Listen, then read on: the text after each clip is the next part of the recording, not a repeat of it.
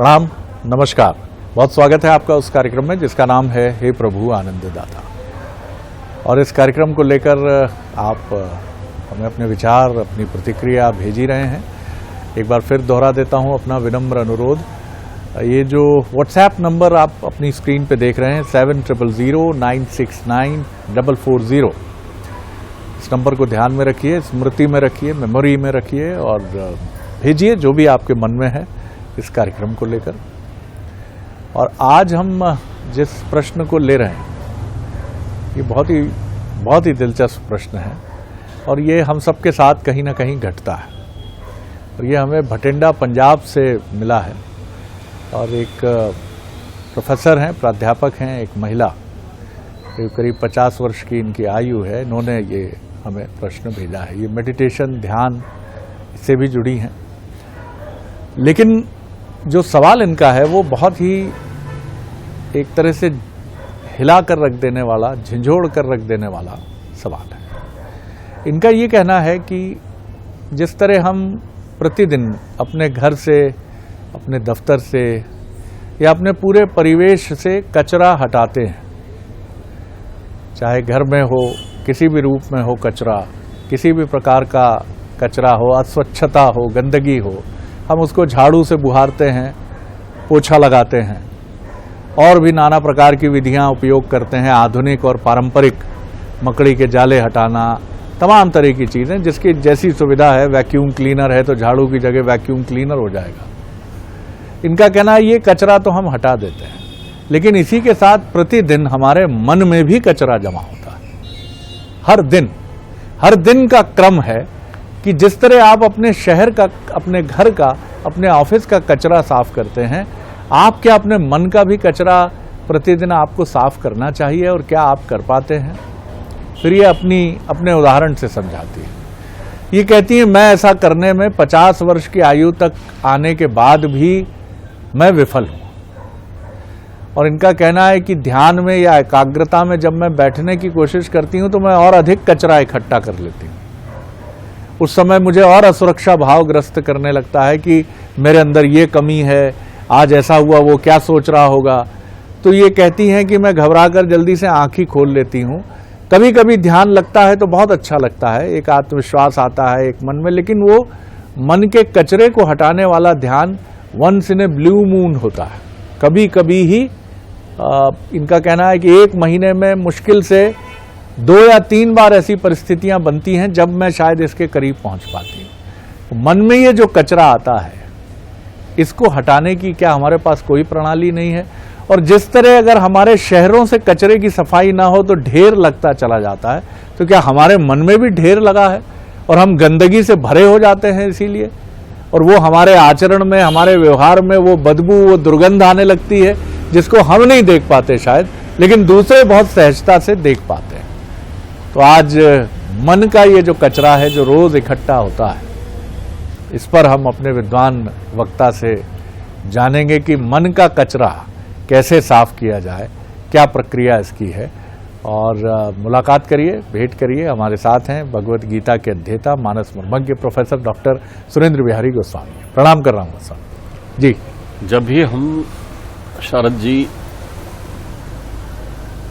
अध्यात्म की मुख्य धारा से निकलकर इधर उधर दौड़ते हैं जी, अलग अलग प्रश्नों का उत्तर देने के लिए, जैसे भगवान श्री कृष्ण ने अर्जुन को लोकालोक पर्वत का भ्रमण कराया था, अर्थात अनेक क्षेत्रों में दिखाते हुए उनको दुनिया माया और ले गए थे वो वहां गंतव्य की ओर जी। तो वैसे ही हम जब अपने मन से नाना प्रकार के प्रश्नों का उत्तर दे रहे होते हैं, तभी कोई एक सुधशील प्रश्न ऐसा आ जाता है जो हमारे मन को एकाग्र कर जाता है और हमारे चित्त में भी आनंद होता है ऐसे प्रश्नों से। ध्यान रखिएगा, प्रश्न पूछने के लिए बहुत से हैं और प्रश्न सदैव पूछने के लिए ही होते हैं। जो पूछा जाता है उसे प्रश्न कहते हैं। क्या बात है, ध्यान रखिएगा। तो पूछना चाहिए, लेकिन जो प्रश्न लौकिकता से जुड़े आते हैं उन प्रश्नों को कहने सुनने से सबका हित हो, ये आवश्यक नहीं है, आवश्यक नहीं। लेकिन जो प्रश्न आध्यात्मिकता से जुड़े हुए आते हैं, अर्थात बहिरंग के प्रश्न जो हैं उसके कई उत्तर हो सकते हैं, आपके उत्तर से संतुष्ट भी ना हो। अब एक सास का एक बहू के साथ में द्वंद्व युद्ध चल रहा है और मतेक नहीं है। अब आप यदि कोई उत्तर देते हैं वो जरूरी नहीं वो उत्तर सास को पसंद आए, ये जरूरी नहीं उससे बहू सहमत हो पाए। तो ये अद्वैत की नगरी नहीं है, ये द्वैत की नगरी के प्रश्न होते हैं। तभी सुंदरतम प्रश्न पूछने वाली जो साधिका हैं, जिनका त्रिलोक में नाम है, जिन्होंने अखंड तप किया है, वो बड़ा सुंदर प्रश्न पूछती है हमेशा। उनके प्रश्नों से हर्षित होकर भगवान शिव कहते भी हैं, यद्यपि आशंका की नहीं सोई। आपने यद्यपि ये आशंका की है, ये शंका किया है, ये प्रश्न पूछा है, लेकिन ये अच्छा क्यों है? कहत सुनत सब कर हित होई। वही प्रश्न पूछिए जिसको कहने से सबका हित, जिसको सुनने से सबका हित हो। ठीक है ना? तो सबका हित हो। तो सबसे पहले इन प्रश्नकर्ता को मैं साधुवाद देता हूं कि उन्होंने वो प्रश्न किया है जिसके कहने और सुनने से सबका हित होगा। देखिए, मन में जो विशाल कचड़े का ढेर है उसको मैं कहते हैं। तो इसलिए ये संघर्ष ज्यादा कर रही हैं, क्योंकि ये मन का कचड़ा रोज मैं मन का कचड़ा साफ करती हूँ ये कहते हैं। तो मैं छोड़ के सब कचड़ा साफ हो जाता है। वो मैं से रोज कचड़ा झड़ता है, हर पल हर क्षण। पल पल जो है मन पल पल मैला होता है। इन्होंने ठीक बात कही है, मन पल पल। मैंने कहा है ना, मन लोभी मन लालची मन चंचल मन चोर मन के मते नवचालिए पलक पलक मन मोर। तो पल पल मैला क्यों होता है? क्योंकि वहां मैं रूपी पर्वत है, मैं रूपी कचड़े का कूड़ादान बढ़ा हुआ है। मैं और मोर तोर ते माया और तहीं बस कीन्हू जीव निकाया। हमारा जो ये शरीर है, ये हम धीरे धीरे जीव शब्द की उत्पत्ति कहाँ हो जाती है? जब हमारा ये मैं शरीर को अपना घर मान लेता है। जो मैं बोल रहा है वो कौन है? वो वही अंतर्नाद करने वाला प्राण तत्व के माध्यम से वाणी से मुखरित हो रहा है, जिसे आत्मा कहते हैं आप। जो अबोला है, माध्यम लेता है प्राण का। और प्राण तत्व जो है बहिरंग इंद्रियों और अंतरंग इंद्रियों के माध्यम से विचार मंथन करके शब्दों के रूप में बोलता है। तो जब इसके अंदर रहता हुआ ये आत्मा राम इस शरीर में महता की अनुभूति करने लगता है, मैं, और उसको वो अनुभूति कराने का केंद्र कौन सा है? मन प्रतिदिन उस मैं को पुष्ट करता है। इस मैं को अध्यात्म की भाषा में अविद्या कहते हैं। अविद्या कहते हैं। यही माया है।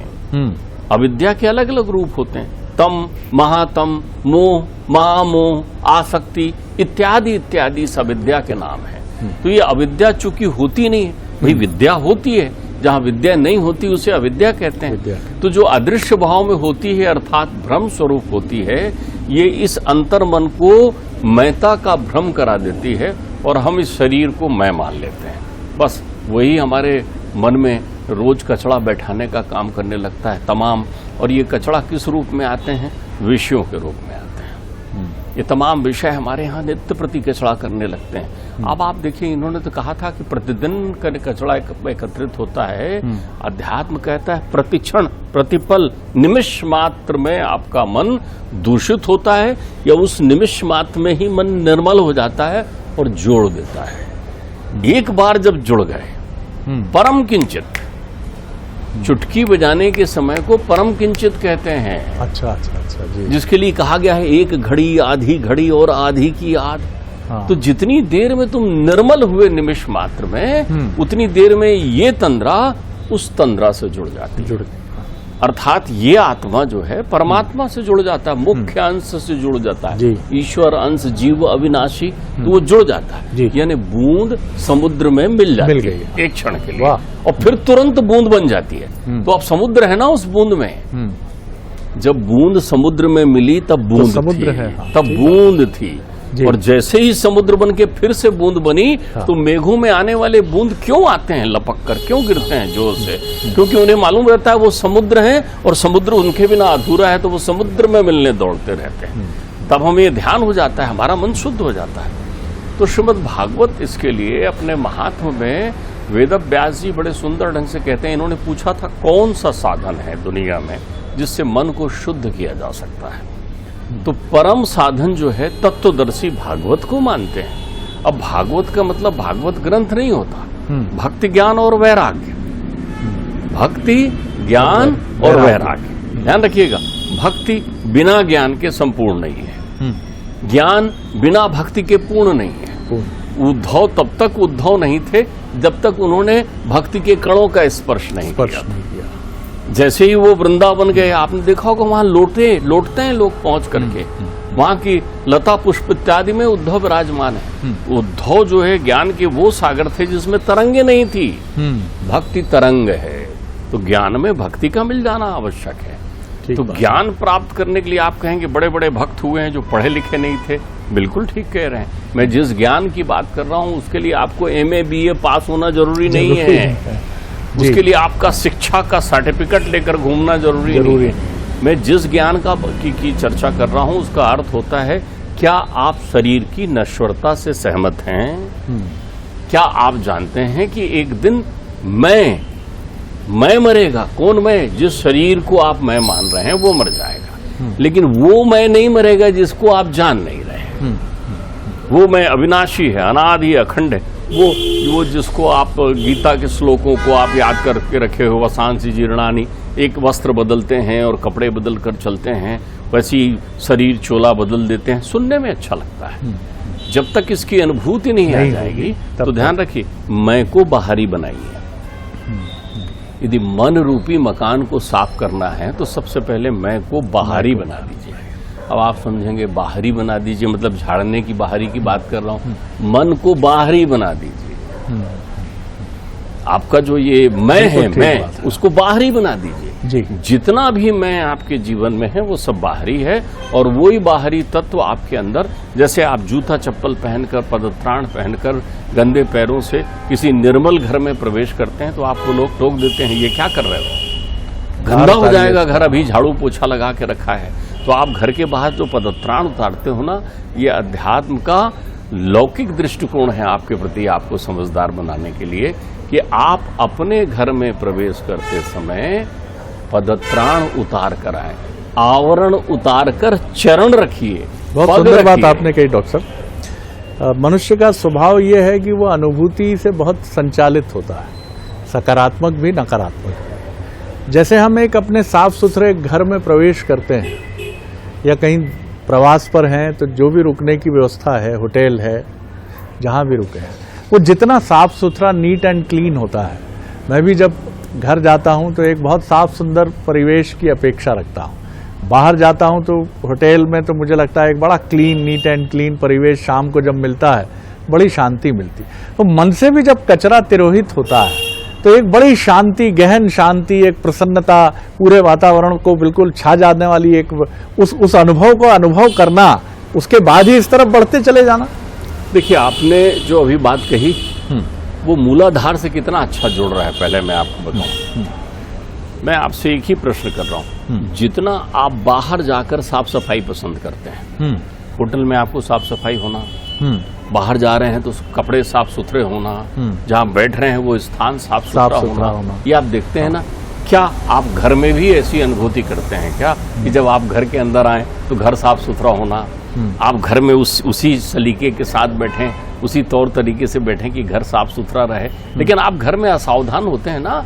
एक बच्चा जो स्कूल जाता है वो स्कूल में जाकर देखता है यहाँ कचरा नहीं फेंकना है, बैग ऐसा पकड़ना है, वाटर बैग ऐसा रखना है। बचपन से शिक्षा देखिए, वहां गए तो वहां भी आप बड़े लेकिन घर आते ही आप यूं बस्ता फेंकते हैं, यूं बॉटल फेंकते हैं, यूं कपड़े उतारते हैं। ऐसा क्यों करते हैं? क्योंकि ये जन्म जन्मांतर का अभ्यास है। जो आपका घर है वो मन की तरह है, जो बाहर है वो कचड़े की तरह है। आप कचड़े में सफाई रखते हैं, घर में गंदगी रखते हैं। आप समझिए मेरी बात।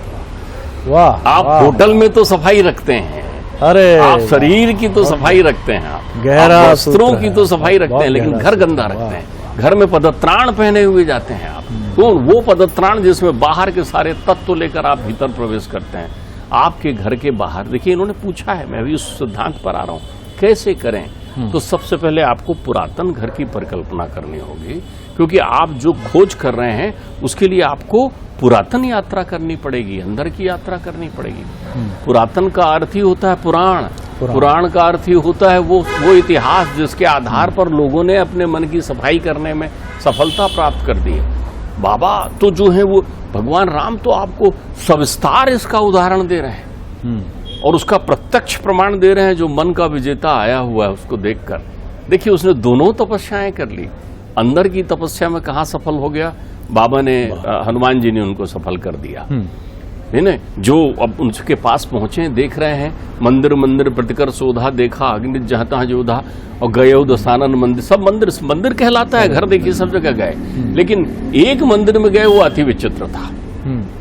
एक मंदिर अति विचित्र था। जैसे आज के जमाने में यदि आपका घर पूरे परिवेशगत शुद्धता से है कि सामने तुलसी का चौरा हो सुंदर, अर्थात आप पर्यावरण प्रेमी हो।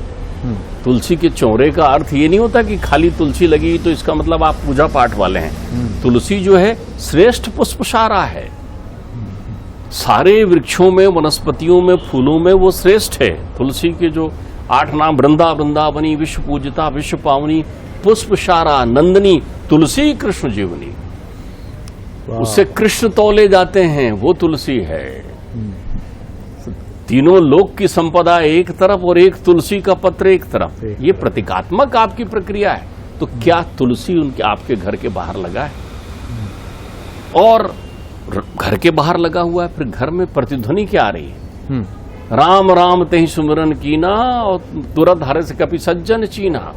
वो सोकर भी उठ रहे हैं। जैसे भाषाओं के भेद में है ना कि किसकी कौन सी भाषा है कैसे जाने, तो सोकर उठते समय कैसे बात कर रहा है, जल सिंचन करते समय कैसे बात कर रहा है, कष्ट साध्य के समय कैसे बात कर रहा है, वही उसकी मूल भाषा है, अपन जान जाते हैं। तो वो उठते ही राम राम कह रहे हैं, अर्थात उसके अंतर मन में विश्वास है ईश्वर के प्रति। ईश्वर के तो तुम तो अविश्वासी रूप में रखते हो, बहुत बड़ा कचरा है अविश्वास। श्रद्धा जो है वो निर्मलता की निशानी है। अश्रद्धा, अविश्वास, संशय, शंका, कुशंका, ये सारे तो जो हैं आपके भर रखे हैं ना आपने, यही तो कचड़े हैं आपके घर में। तो वो उठते ही जैसे ही कहते हैं वो जान जाते हैं कि इसके घर के बाहर रामा युद्ध अंकित ग्रह शोभा वरण न जाए और न तुलसिका वृंदता देख हरस कपिराई। वो समझ जाते हैं कि ये सज्जन है, और वो कहते हैं कि इस सज्जन से मैं हट करके जबरदस्ती परिचय प्राप्त करूंगा। क्यों? ये भैया निर्मल मन वाला प्राणी है। अब परमात्मा उसको क्लासिफिकेशन करते हैं, 10 तत्व से जोड़ते हैं। रामायण में कचड़ा साफ करने की 10 विधा बताई है परमात्मा ने, मन को निर्मल करने की। मन को निर्मल करने की 10 विधा जो विभीषण में है, जो देख रहे हैं, जननी जनक बंधु सुतदारा, तन धन भवन सुरहित सुतवारा, सबकी ममता ताग बटोरी, और मम पद बंधई बांध मन डोरी, और अस सज्जन वो, और वो मेरे हृदय में ऐसे सज्जन कैसे बसते हैं? लोभी हृदय बसौदन जैसे। वो अपने परिवार को छोड़ के आया, अपने भाई को छोड़ के आया, राजपाट को छोड़ के आया। छोड़ के आने का अर्थ होता है सबको उसके जुम्मे छोड़ करके रमे रहना अपने कर्तव्य में, तेरा तुझको अर्पण। और भागवत जी इसके लिए सार तत्व निकालती है। भागवत जी आपको कहती है यही है भागवत हो जाना। ज्ञान भी आ गया, वैराग्य भी आ गया। ज्ञान भी आ गया, वैराग्य भी आ गया। अस सज्जन मम उर्वस कैसे, लोभी हृदय बसौदन जैसे। नित्य प्रति निर्मल रहेगा। यानी अब आप अपने घर की हर पल साफ सफाई करने की जिम्मेदारी आपने परमात्मा को दे दी है, दूषित मन की सफाई करने की। वो भी कैसी सफाई करते हैं परमात्मा को मालूम है। नारद ने सौंप रखा है अपने आप को परमात्मा के चरणों। वो भी घूमते हैं ना लोकालोक में सब तरफ, तो उनका भी तो मन पल पल वो होता है, विषयों से ग्रसित होता है। तो कौन साफ करता है? वो चले जाते हैं हमेशा। जब भी आपके मन में अहमता बढ़े, जब भी मन में विषय की तीव्रता बढ़े, तो आप कहाँ चले जाइए? गुरुजन के पास। आप कहाँ चले जाइए? जो आपसे बड़े बुजुर्ग हैं। आप कहाँ चले जाइए? संतों के मध्य, ऋषियों के मध्य। आप कहाँ चले जाइए? जहाँ विनम्रता की अनुभूति हो। माता पिता के पास तो जरूर जाइए, क्योंकि वहां आप छोटे बन जाते हैं। बड़े होने का घमंड तुरंत चला जाएगा। ये मैं इसको ही बाहर करना है। कपिल मुनि भी अपनी महतारी से कहते हैं, देवहूति से, कि मनुष्य मैं चिल्लाते रहता है, मैं। इसी मैं की आहट के कारण उसका मन जो है दूषित हो जाता है, इंद्रियों के पराधीन हो जाता है। विषय उसे अपने आप में बांध लेते हैं, बंधन में जकड़कर छटपटाता हुआ रहता है शांति की अनुभूति करने के लिए। तो भागवत जी कहती है भागवत हो जाने से क्या फायदा होगा? भागवत मन को निर्मल करने का सबसे सुंदरतम साधन है जिसकी चरण शरण मात्र लेने से तुरंत आपका मन शुद्ध हो जाता है। एतस्मात् परम किंचित, थोड़ी देर में मना शुद्धेन विद्यते, तुरंत मन को शुद्ध कर देता है जी। एतस्मात् परम किंचित मना शुद्धेन विद्यते। और कब? जन्मांतर भवेत पुण्यम तदा में भागवतम लभेत। तुम्हारे अंतर्चित्त में भागवती चेतना का संस्कारण हो जाता है। तुम समझ जाते हो कि नासवान संसार में जितनी भी इच्छाएं, जितनी भी आशाएं, जितनी भी संभावनाएं, जितने भी लोभ प्रलोभ क्रोध इत्यादि हैं, ये नित्य प्रतिक्षण बसने वाले कचड़े हैं। इससे मन बड़ा आहत रहता है। जब जब ये रहता है मन में अंधेरा रहता है। सबसे सुंदर सूत्र जो मुझे आज का लगा कि बाहर का कचरा तो हमको दिखता है, अपने भीतर का कचरा नहीं दिखता। इसीलिए बाहर सफाई के प्रति हमारा आग्रह बहुत अधिक रहता है और कई बार घर की सफाई जो है उपेक्षित हो जाती है। और यही वजह है कि दूसरों के दुर्गुण और दूसरों की अशुद्धियां तथाकथित तो हमें बहुत दिखती हैं। अपने परिवार की, अपने पुत्र की, अपनी पत्नी की, अपने माता पिता की, माता पिता को पुत्र पुत्री की, पड़ोसी की, साथी की, बॉस की, लेकिन अपनी तरफ जब उंगली आती है तो बहुत सुंदर बात डॉक्टर साहब ने कही, मैं तो गाता है ये व्यक्ति। मैं नहीं रहा तो ये हो जाएगा, मैं इस घर से चला गया तब सबको मालूम पड़ जाएगा, मैं इस ऑफिस से गया तो सबको पता चल जाए। अरे भैया, आपके पहले न जाने कितने कितने अद्भुत अतुलित योद्धा इस संसार से जा चुके हैं और प्रतिपल जा रहे हैं, जिनमें कितने बड़े बड़े लोग हैं। आप गिनती तो करिए, बीते 10 वर्षों की उठा लीजिए लिस्ट। आप देखिए कि बीते 10 वर्षों में संसार के अलग अलग क्षेत्रों में कौन कौन से लोग गए हैं। आप सूची शुरू करेंगे, फिल्म से लेके, खेल से लेके, तमाम क्षेत्रों में, तो आप कहेंगे अरे बाप रे, इनके बिना तो एक समय संसार की कल्पना ही नहीं थी, ये चले गए। अरे बाप रे, इतना बड़ा उद्योगपति था, ये चला गया। लेकिन आप देखेंगे कि दायित्व उनके परिवार में किसी ने संभाल लिया है, कोई खिलाड़ी हटा है, दूसरा खिलाड़ी आ गया है। गोस्वामी, देखिए मैं आपको बताऊं, आप बड़ी सुंदर बात कह रहे थे, तो मुझे क्योंकि हमारी आपकी चर्चा तो प्रति उत्पन्न मति से जैसा माता रानी दिमाग में बुद्धि में दे देती है, अपन अपनी चर्चा बढ़ाते हैं। मैं एक बात ध्यान रख रहा था कि जब आपको मैं सुखी दिखे तो आप समझ लेना बहुत कचड़ा है। जब आप मैं सुखी हो जाएं तो समझ लेना बहुत कचड़ा है, बहुत सफाई करना पड़ेगा। और जब मैं दुख या पीड़ा में दिखे तो समझो सुअवसर है कि सुंदर घर बन रहा है, क्योंकि सारी कामनाएं, सारे विकार उस मैं की संतुष्टि में हैं। सारी सुविधाएं आपके पास होंगी, सब जगह आपका मान सम्मान हो रहा होगा। इतना समझ लो, दुनिया की सारी प्रतिकूलताएं आपने ग्रहण कर ली होगी, तब कहीं जाकर मैं सुखी हुआ है।